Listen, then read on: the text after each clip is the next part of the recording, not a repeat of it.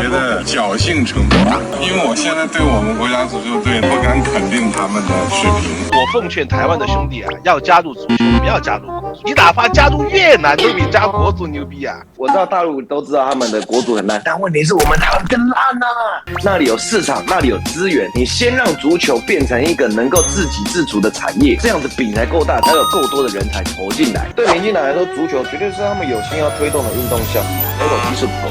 国小足球基层其实很热络哦，家长都知道台湾没有那个足球市场，我们是半职业的联赛，很多都要等下再去找工作。中超球员平均薪资随便都超过我们台湾企业联赛的顶尖球员。足球唯一的活路，全台湾组一支职业队去加入中国超级联赛。只要台湾跟大陆恢复正常的往来，就连篮球跟棒球都能有完整的产业链。你民进党不是想跟大陆打巷战吗？你连人数对等的足球都打不赢大陆了，还想打什么不对称战争？ Ladies and gentlemen, welcome the host. 黄国昌委员他在质询教育部，对，黄国昌有质询中华足协，就质疑说啊，为什么球员没有拿到钱，可是却先拿到了扣缴凭单，更质疑说足球6年计划花了40亿，我们中华台北的世界排名没提升就算了，怎么反而名次还掉了？掉很多代表这个机构已经没救了。我必须讲老实话，这个机构里面大部分的人，在我看起来是认同，因为我的工作嘛，所以我其实接触蛮多足协内部的人，但是问题在于说系统性问题，然后再来就是里面没有所谓的现代企业化的人才，它里面的人很认真，然后他们里面几乎都是体大出来的嘛，他们跟这个时代演进，然后做这些事情是有困难的。你要说民进党没有决心要提振足球，我觉得也不至于啊。历史哥，你知道足协这30年前后干了2任快10年，当最久的理事长是谁吗？我还真不知道没有特别研究。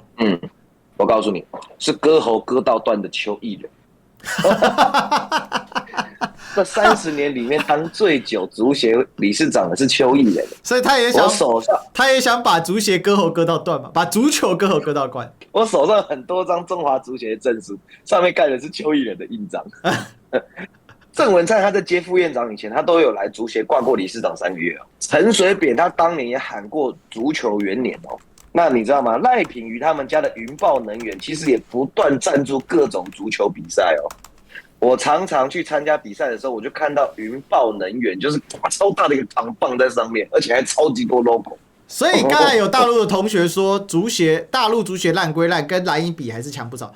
不，足协台湾是绿的。足协是绿营的，足协是绿营的，非常的绿啊，超绿。以前篮协跟棒协是蓝的啦，这个棒协已经中立化了，也不算中立，其实慢慢在偏绿当中。对民进党来说，足球绝对是他们有心要推动的运动项目。邱毅人他自己挂理事长，资源有可能会少吗？陈水扁他在当总统的时候也在喊足球元年呢。赖品他们家云豹能源算是一个指标性，因为大家都知道，但其实有很多的绿能产业都在投足球比赛。那为什么这么多年呢？中华足球还是排名垫底，甚至连个职业联赛都办不起来。历史哥，你知道其实我们台湾并没有全职业的联赛，我们是半职业的联赛。我知道半职业联赛是什么意思？半职业联赛就是我们的球员很多都要等下再去找工作。他还要有第2份工作，不然养不活。而且企业愿意认养足球运动员的也不多。而且虽然你听起来好像几百万很多，其实真的你训练球员那个一地一票那些，其实算下去没多少了。很多球迷都说，人家荷兰的人口1770万，除了常常打进世界杯前4强。还能搞职业联赛，为什么台湾2300万人口却没办法？原因有很多层但最根本就是整个社会没有这种风气。其实最根本的原因是人口基数不够，因为荷兰职业联赛不是只有荷兰人在看，是7.4亿人口的欧洲都在看。荷兰球员不是只有在荷兰联赛踢球，他还在世界5大联赛踢球。7.4亿人口的欧洲养得出西甲、英超、德甲、法甲、意甲世界5大联赛，跟一堆知名度没那么高的甲级乙级联赛。2300万的台湾人口想自己搞一个职业联赛是绝对不可能的。你没有职业联赛，你就不会有厉害的球员，你没有厉害的球员，你的国际排名就是不会上去嘛。台湾足球没有收视人口，就不会有市场，更不会有赞助商，也不会有人才投入，政府资助再多钱都没有用。就算你再给民进党10年80亿，台湾足球的水准也差不多就是这样而已。台湾的足球名次想提升，那你要有够多优秀的球员。你想要有够多优秀的球员，那你要有够多的球员。可是你看台湾国小足球基层其实很热络哦，像安联人寿他有办一个杯赛安联杯啊，他在6都办预赛，光是台中地区的预赛都可以报超过100多队。2021年全台湾报了1483队，那可是奇怪了，怎么到了国中之后，这些国小的球员全部通通都不见了？因为俱乐部的球员他到了国中就不会继续踢了，那国小校队到国中愿意继续在校队的比例不到1/3。国中校队升上高中校队的比例又不到1/3，高中校队愿意去体大北体继续踢球的还是不到1/3。李志哥，你懂我意思吗？就是国小基层有非常非常多的球员，你随便算2-3万应该都有，可是实际上能够坚持到大学还在踢球的一个年级可能不到20人。因为我们家长都知道台湾没有那个足球市场嘛，就算小孩够厉害，能够成为台湾职业的球员，一个月领个10万，能踢到几岁？正常足球员生涯就是到30岁啊。好啦，你小孩跟C罗一样踢到40岁，然后呢，最多就是给你进学校当个体育老师嘛，不然就是当个教练，或是进足协当讲师嘛。如果你没有破釜沉舟的决心，为了让小孩当职业球员，把全家搬到日本或欧洲，那你干脆不要让孩子走这条路啊，不然你就是害了他。台湾足球没有市场，所以不会有人才投入，没有人才投入，所以创造不出市场，这是一个完美的闭环。台湾的足球要有救，唯一的办法就是全台湾组出一支职业队，不要想自己搞，直接加入有成熟市场的联赛就好了。有市场就会有观众，有观众就会有赞助商，有赞助商就会有好待遇，有好待遇就会有好人才加入，有好人才加入就会有名次提升，这样才会有正向的循环嘛。你到时候产业链只要一形成，就算你不是顶尖的球员，也能在这个产业链中找到够多的机会。管理层、球探、教练、经纪、训练员、讲师，政府到时候只要在法规上给予协助，台湾足球就会自己发展茁壮。这世界就是靠利益去驱动的，没有利益，你再多热情都不可能持久嘛。没有完整的产业链，政府再补助再多钱都不会有成效。那纵观台湾旁边，人口数破亿，又有成熟足球职业联赛的地方就2个日本跟大陆。我们中华足协关系最好的其实是日本哦。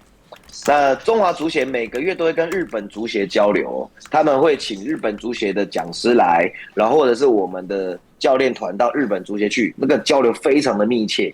我们的训练计划跟教练培训几乎都是抄日本的，但就算是台湾跟日本关系这么密切，我们也不可能组一队加入 J 联盟。那因为 J 联盟它有明确的规定嘛，为什么我们台湾不可能组一支职业队直接去挑战 J 联盟？因为 J 联盟有明确的规定，任何球队想申请加入 J 联盟，你必须是日本全国地区联合决赛的球队。你想成为全国地区联赛决赛的球队，你要从都道府县联赛获胜，然后在9地区联赛获胜，才能够有加盟资格。简单来说 ，J 联盟本身是排外的啦，他就是想自己玩。如果今天台湾是日本殖民地，那还有机会啦，就不是没。赖清德就算跟安倍家关系再好，也不可能靠这层关系走后门啊。台湾足球唯一的活路，就是民进党绝对不可能走的那条路，那就是全台湾组一支职业队去加入中国超级联赛。我特地去找了一下加入中超联赛的规定，跟 J 联盟比起来，真的门槛很低。主要是要有女足、盖训练基地跟合格的体育场。训练基地我们早就有了，那盖体育场只要不是民进党主导，花个5亿绝对很够规格了啦。至于女足更没有问题，我们女足去年世界排名是36，亚洲第6，水准很高的，只是没人在看，全世界没人在看女足。接下来就会有人问啊，你怎么知道中超愿意让台湾加入啊？大陆还真的愿意让我们台湾加入哦。2019年大陆推出的会台26条，第25跟第26条，就是在讲欢迎台湾符合条件的俱乐部参加大陆职业联赛。我们现在只有个别球员在中超当外援，只要台湾跟大陆恢复正常的往来，不要说足球啦，就连篮球跟棒球都能有完整的产业链。台湾的运动要有活路，其实就在政府的一念之间。中超踢假球、赌球，负面问题一堆啊。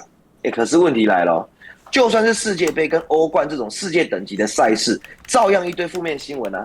像前2年世界杯办在卡达，就有媒体报道是卡达足协花7000万美金贿赂出来的结果。有人的地方就会有江湖啊，更何况中超作为一个职业联赛，转播分红、球衣广告、中超分红、票房，这些全部都是真的能放进口袋的钞票。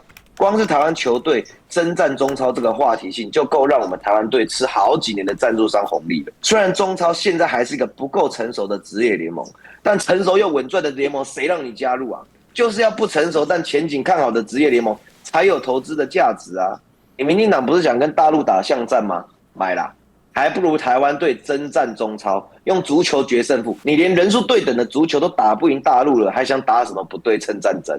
那民进党如果真的想发展职业运动，那就要把意识形态抛开嘛，先让我们台湾运动员有一个够大的市场，能够展现才华。人家中超球员平均薪资随便都超过我们台湾企业联赛的顶尖球员。台湾这个关于这个足球发展不起来嘛，没有关系。这个世界上有一个非常强大的国家，它的人口非常多，它的足球也发展不起来。我觉得这个跟人多人少没有决定性的关系。关于那个殷志远刚刚说的，要那个台湾的足球去加入中超这个东西，就为什么要把一个你们觉得不好的球队，要放到一个很烂很烂的球队里面去发展？就是这个就跟那个什么下棋一样，你跟那种下的不好的棋。不好的人不是越下越臭吗？这个棋，前段时间那个亚洲杯那个预选赛，中国打那个新加坡嘛，对吧？然后第一场打了个2-2打平了，当场那个他就国足的那个队长就直接宣布退役了，彻底退出国家队。因为什么？他接受采访说，他认为跟新加坡足球队打成2-2打平，是对他来说是一种耻辱。对，没过几天，然后呢？就是第二场那个新加坡那个对那个中国队，结果中国队4-1打赢了。打赢了之后，我靠，中国队一字排开，拿着国旗，后面的全场的中国的球迷高唱歌唱祖国。我当时看到我人都傻了，我以为是得了世界杯冠军，你知道吗？我靠，你作为曾经的中国队在亚洲足球里面也算是也不是说很弱的球队，现在如今。赢一场新加坡，你就能高兴成这个样子，已经国足已经堕落到这种地步了。已经，我奉劝台湾的兄弟啊，要加入足球，不要加入国足了。你哪怕加入越南，都比加国足牛逼啊！中国国足的问题，连习近平都知道嘛。他之前有一次跟泰国的是总理吗还是什么见面的时候，谈到中国国足的问题啊。那时候呢，这个好像是泰国那边就说，那个中国国足赢了嘛，那结果习近平说那肯定是运气好。我讲几句，那个大陆我知道大陆都知道他们的国足很烂，但问题是我们台湾更烂啊！对，我们更烂，我们的收入真的是太低了。我们的职业球员，你知道月薪大概就10万块钱，甚至10万块钱还是很厉害的球员。为什么我说要加入中超？我要加入中超的主要原因是因为那里有市场，那里有资源。你先让足球变成一个能够自给自足的产业，那这样子饼才够大，才有够多的人才投进来。梅西出在阿根廷5000万人口出一个梅西，那你至少也要让够多的人去踢足球嘛。你根本连那个市场都没有，就不会有人想去踢球啊。主要是这个原因。殷志远，你这句话就是在变相的在说中国的人是人傻钱多，你知道吧？如果不是人傻钱多的地方的话，怎么可能会去花那么多钱去养一堆这种弱智，你知道吧？这种耻辱的这些球员，你知道吧？手小，抓篮球抓不住，踢足球还行。我也喜欢足球。你也是足球吧 ？China beat Thailand in the night in the World Cup qualifying。你知道吗？前几天晚上是世界杯的预选赛，中国战胜了泰国。in Thailand 有是吗？在泰国举行男足的比赛，2-1。但是我觉得。侥幸成分大，因为我现在对我们国家足球队呢，我不敢肯定他们的水平。这个当时引起蛮多的反应吧，很多的球迷就提到说，哇靠，这国足的状况连习近平都知道。不过这也反映一件事啊，很多人说习近平好像对于很多事情都不知道啊，不，你看得出来他应该是对蛮多事情有研究的啦。我们中华足协，我们去踢国足的那些厉害的球员，已经是中超里出来的，我们的在本土的球员的水准还比不上中超的球员。